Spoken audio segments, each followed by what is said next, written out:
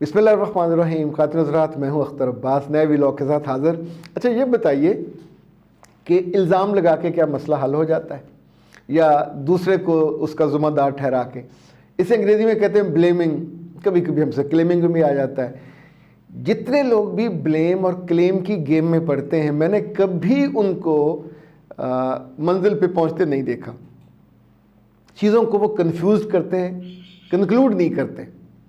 Conclude کہتے ہیں کسی اب حل پہ پہنچتے. یہ مسئلہ خاص طور پہ پاکستانی سوسائٹی میں مردوں اور عورتیں کے بیچ میں نہیں، میاں اور بیوی کے بیچ میں ہوتا ہے.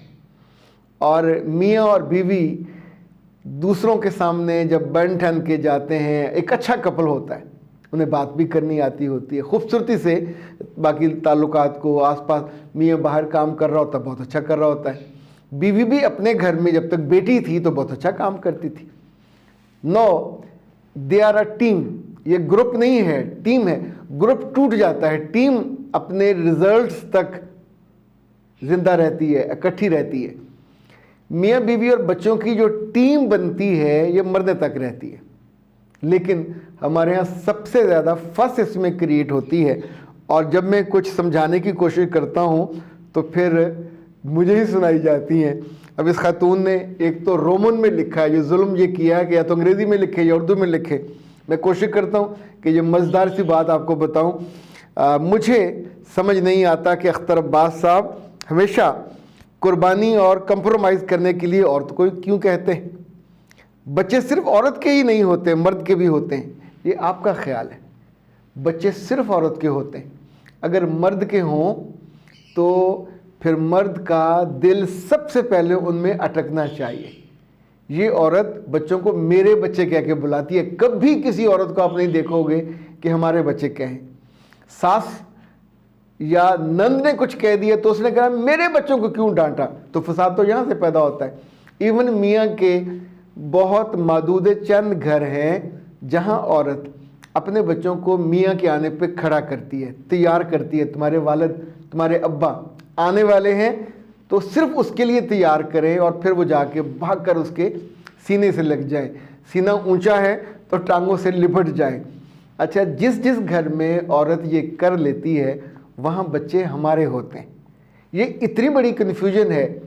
اب یہ خاتون یا اس جیسی بہت ساری خواتین بلیم اس مرد کو دیتی ہیں کہ جس کی لیے بھاگ کے نہ تو آپ تیار ہوتے ہو، نہ اس کا استقبال کرتے ہو، نہ اسے یہ کہتے ہو کہ میں تمہارے لیے زندہ ہوں. میری آنکھیں، میرا سانس، میرے جسم کا ایک ایک عضو تمہارا انتظار کرتا ہے.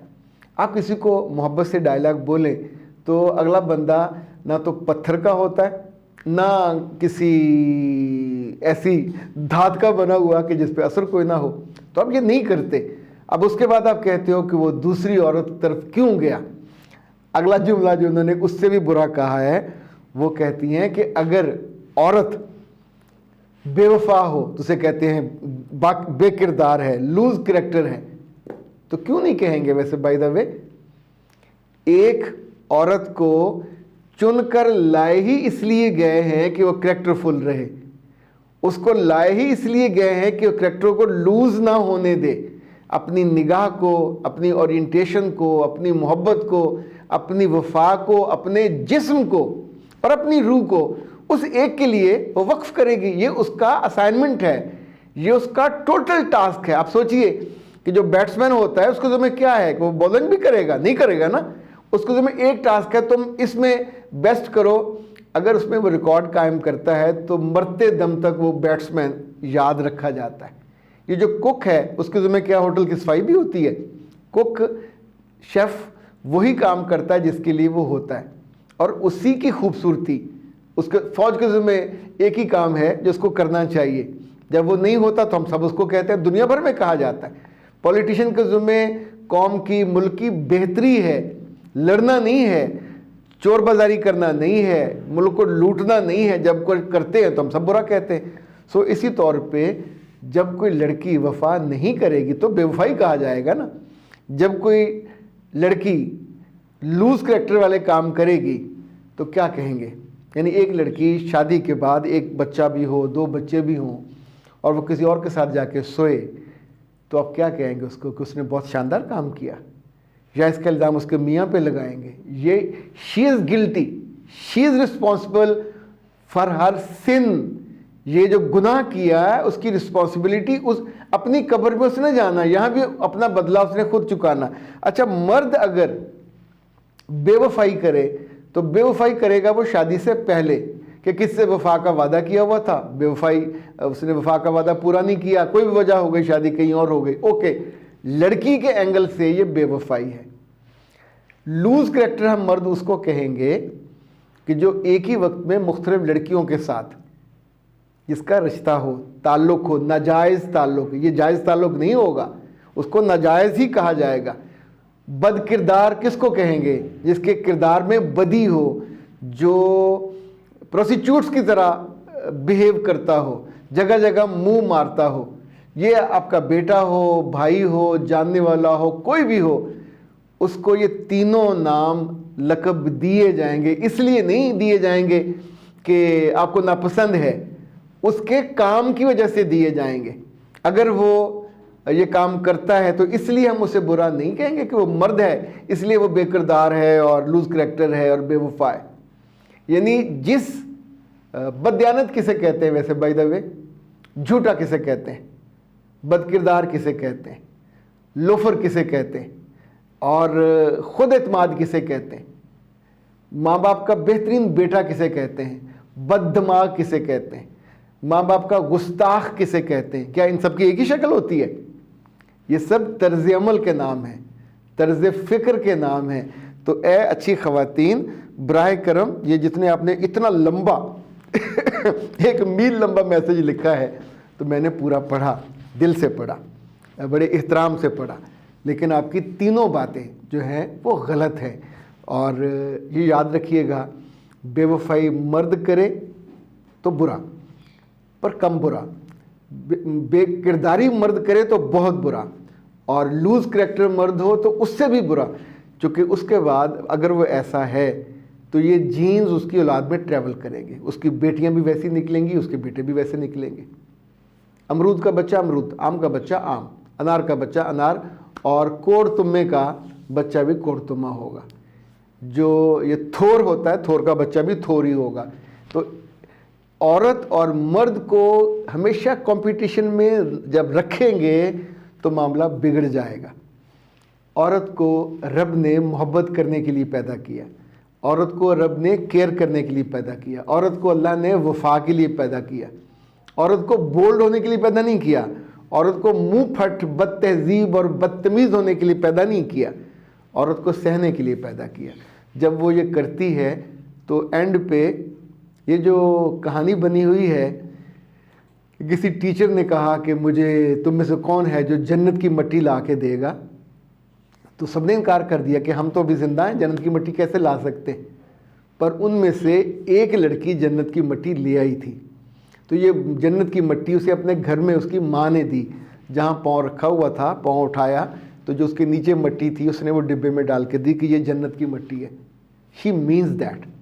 باپ یہ نہیں کر سکتا، یعنی یہ جو درجہ ہے جنتی ہونے کا اور جنت کی مٹی کی اونرشپ، یہ اللہ نے اس عورت کو دی جو ماں بن جائے، وفادار ماں بنے، محبت کرنے والی ماں بنے، نشاور ہونے والی ماں بنے، ایک بے فکری، ایک لنڈوری، ایک جگہ جگہ پھرنے والی، جگہ جگہ منہ مارنے والی، جگہ جگہ تعلقات بنانے والی، اپنے دیور سے بھی، اپنے جیٹ سے بھی، اپنے نندویے سے بھی، تو اس کو کیا جنت کا وہ جیم بھی نہیں حاصل کر پائے گی، خوشبو تو بہت دور کی بات ہے۔ تو براہ کرم اس معاملے میں سوچ میں توازن رکھا کریں۔ بے وفائی مرد سے جڑی ہوئی نہیں ہے، بے وفائی عورت سے جڑی ہوئی ہے کہ اسے وفادار ہونا چاہیے، یعنی مرد کو بھی وفادار ہونا چاہیے۔ پر یہ شادی کے معاملے میں آپ کہتے ہیں اس نے دوسری شادی کر لی تو بے وفائی کی، یہ اس نے بے وفائی نہیں کی، اس نے اپنی عورت کے طرز عمل سے نفرت کھا کر، دور ہو کر، اس کو چھوڑا نہیں۔ اپنے بچوں کو، چونکہ عورت اپنے ہی بچے مرغی کی طرح مانتی ہے، میرے بچے میرے بچے، تو وہ کہتا ٹھیک ہے پھر رکھ تو، وہ ان کو سنبھالتا ہے، پھر بھی خرچہ دیتا ہے، تو اب وہ اور بچوں کے لیے اور خوشی کے لیے دوسری طرف چلا جاتا ہے۔ کون بھیجتا ہے؟ جو کھینچتی ہے وہ بھی عورت ہے، وہ اپنی وفا کا یقین دلاتی ہے. یہ عورت کیوں نہیں یقین دلا سکتی؟ وہ اپنی کیئر ثابت کرتی ہے، یہ کیوں نہیں کر سکتی؟ یعنی کمپٹیشن دو عورتوں کے درمیان ہے، عورت اور مرد کے درمیان نہیں ہے. تھوڑا سا اس کو ذرا لاؤڈ تھنکنگ میں دیکھ لیجئے تو معاملہ کلیئر ہو جائے. آپ جب ہارتے ہو تو اپنے جیسی ایک دوسری عورت کی محبت سے، کیئر سے، توجہ سے، لفظوں سے ہار جاتے ہو. وہ آپ کا میاں آپ سے چھین کے نہیں لے کے جاتی دن دہاڑے. وہ جو ٹگ آف وار ہوتی ہے نا، ٹگ آف وار رسا کھینچنے کو کہتے ہیں، تو سب کے سامنے وہ رسا کھینچتی ہے، میاں آپ کا گھسڑتا ادھر چلا جاتا ہے. تو یہی پاؤں آپ کے مضبوطی سے جڑے ہوتے تو یہ کبھی نہیں ہونا تھا. اب بھی وقت ہے، چیزوں کو مکس نہ کیا کریں. اپنی غلطی جہاں ہو فوراً رک جائیں. اس کی دوسری شادی ہو گئی، بیوی کے پاس چلا گیا، جب بھی واپس آئے اس کو کھانے کو مت دوڑیں، اس کے تانے مت دیں، اس کو دیکھ کے نفرت مت کریں. جو تھوڑی سی محبت کی ڈوری بچی ہے، تسبیح کے دانے ایک دھاگے میں پروئے ہوتے ہیں. یہ دھاگا جب ٹوٹنے والا ہوتا ہے تو ہم کو نظر آ جاتا ہے، تسبیح کرتے کرتے وہاں سے اس کے بر نکلنے لگتے ہیں. جس تسبیح میں پلاسٹک کا دھاگا ہو وہ نہیں ٹوٹتا، وہ کھلتا ہے. اس کا مطلب ہے وہاں گانٹھ کو محبت سے اور کیئر سے، توجہ سے، زور مضبوطی سے باندھے رکھیں. پر جہاں یہ دھاگا ٹوٹنے لگتا ہے تو پہلے وہ اعلان کرتا ہے، بتاتا ہے آپ کے ہاتھ کو بھی، آپ کی نگاہ کو بھی، پھر بھی آپ باز نہیں آتے. تو پھر کسی روز چلتے ہوئے گھر میں، مسجد جاتے ہوئے، واپس آتے ہوئے وہاں سے وہ ٹوٹتا ہے اور سب دانے بکھر جاتے ہیں. تو یہ قصور کس کا تھا؟ دانوں کا یا تسبیح کا؟ نہ. جب وقت پہ آپ چیزوں کا ادراک نہیں کرتے، جب وقت پہ آپ ان کا لحاظ کر کے اس کا اختتام عمدگی کے ساتھ کرنے کے لیے نہیں سوچتے، پھر یہ سہنا پڑتا ہے، تو دیکھنا پڑتا ہے. مجھے دیجیے اجازت اور خود بیٹھ کے اپنا سر پکڑ کے بیٹھیے. ممکن ہے اپنے کچھ 2-4 طرز عمل آپ کو ٹھیک کرنے کی طرف اشارہ ملے. اختر عباس کو دیجیے اجازت. السلام علیکم ورحمۃ اللہ.